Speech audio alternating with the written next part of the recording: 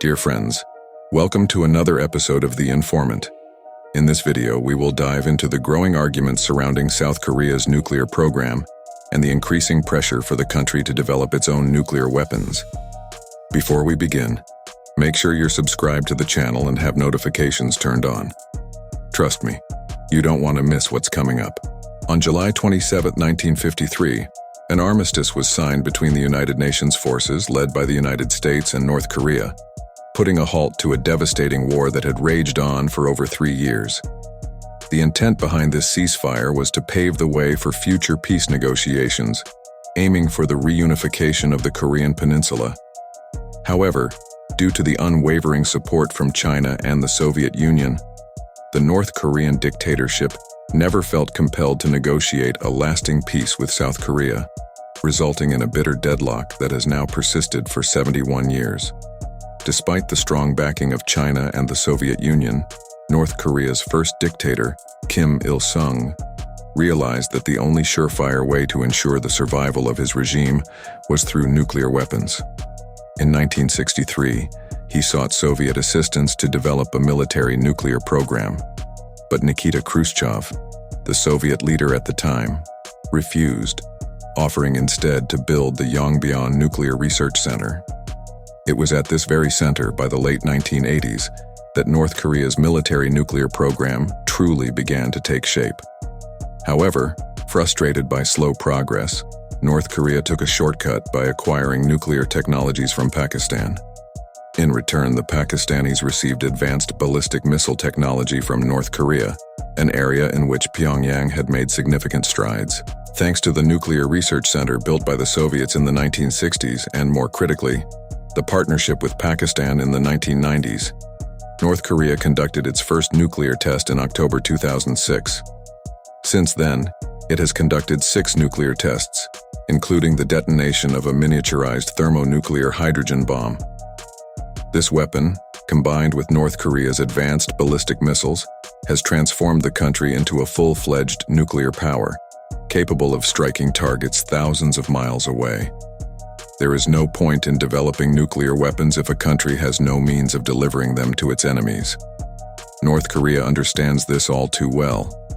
Kim Il-sung initiated the North Korean missile program in the 1950s. His son and successor, Kim Jong-il, continued the missile development efforts and oversaw North Korea's first nuclear test. But it is Kim Jong-un, Kim Il-sung's grandson and current dictator, who has taken missile testing to unprecedented levels. Since assuming power in April 2012, Kim Jong-un has conducted more than 12 times the number of missile tests that his father and grandfather conducted in nearly 60 years combined. This proves that he is deeply aware that possessing nuclear weapons is futile without modern, accurate, long-range ballistic missiles to deliver them. Back in the 1950s and 60s, North Korea's arsenal consisted of little more than a few Soviet-made Scud tactical ballistic missiles. But today, thanks to decades of effort, the country boasts an impressive range of missiles, including the Hwasong-15.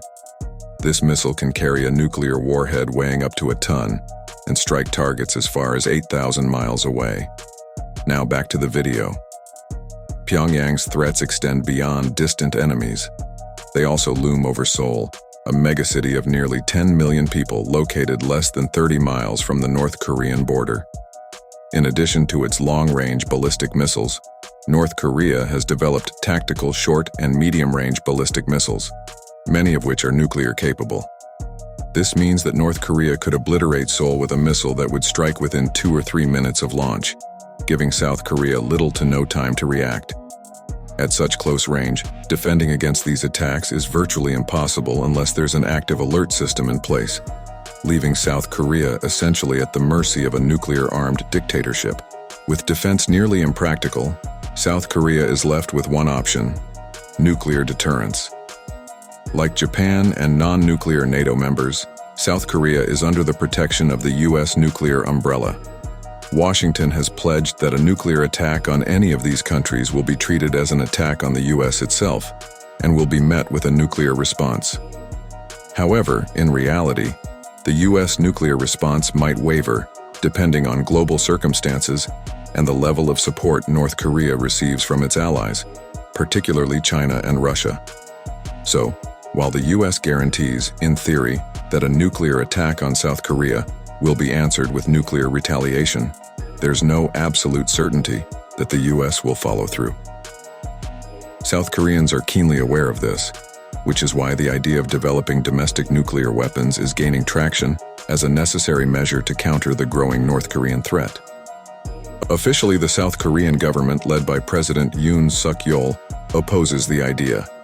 In fact, in 2023, South Korea signed an agreement with the US in which it committed to not developing nuclear weapons, provided that the US deploys nuclear-armed submarines to South Korean ports and naval bases.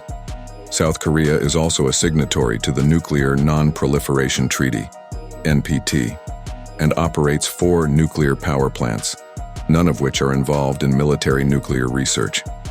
However, given South Korea's advanced technology and close military ties with the US, it's clear that if public pressure continues to mount in response to North Korea's escalating threats, the South Korean government may have no choice but to pursue nuclear weapons as the ultimate deterrent against the North Korean dictatorship. According to Chung Seong-chang, leader of a group of 50 South Korean analysts advocating for a domestic nuclear arsenal, South Korea cannot remain a hostage to North Korean threats while relying solely on the US for nuclear deterrence. For these analysts, the only way to truly prevent a North Korean attack is to make it clear to Kim Jong-un that if he strikes, South Korea has the capability to immediately respond in kind. If you value independent journalism and want to support our work, consider buying us a coffee through the QR code on the screen. Your contribution is essential for us to continue bringing quality analysis and information. Stay tuned for more updates, and don't forget to subscribe to our channel for the latest analyses and insights on the world's most urgent geopolitical issues. 주체 배고 2016년 1월 6일 10시 주체 조선의 첫 수소탄 시험이 성공적으로 진행되었다. 미국의 극악무도한 대조선 적대시 정책이 변절되지 않는 한 우리의 핵 개발 중단이나 핵 포기는 하늘이 무너져도 절대로 있을 수 없다. 수 있게 돼 있습니다. 이것은 우리 원자력 부문에 의해서 파손되었거나 쓰고 난 연료 대단하고 전개해 나가야 한다는 명확한 지침을 발표해 주셨습니다. 지난 시기 우리는 준비된 원자력 부분의